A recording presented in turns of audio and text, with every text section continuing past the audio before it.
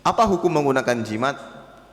Yang pertama, bisa syirik besar dan bisa syirik kecil. Yang jelas dia syirik. Yang jelas dia adalah syirik. Tapi berbeda. Ada yang syirik besar, ada yang syirik kecil. Kapan menggunakan jimat dikategorikan sebagai syirik besar?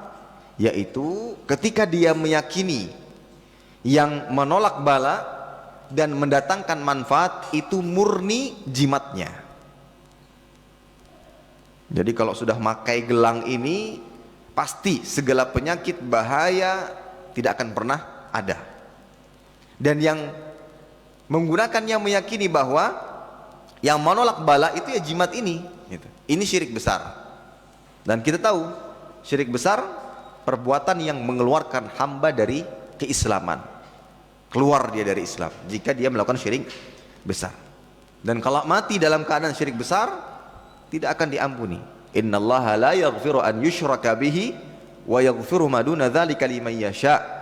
Sesungguhnya Allah Ta'ala tidak mengampuni ketika dia disekutukan, ketika ada yang berbuat syirik, dan mengampuni dosa-dosa yang lainnya sesuai dengan kehendaknya.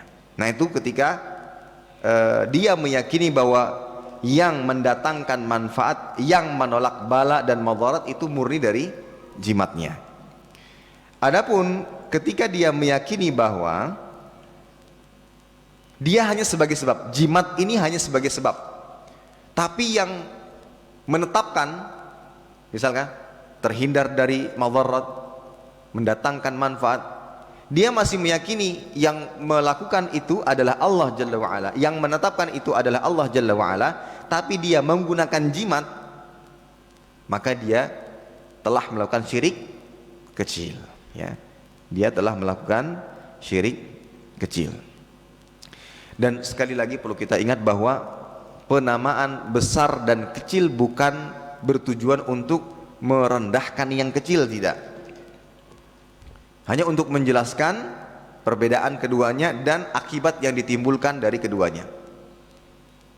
Akan tapi bukan berarti boleh kita meremehkan syirik kecil, karena syirik kecil ini adalah wasilah dan perantara yang bisa menghantarkan kepada syirik besar.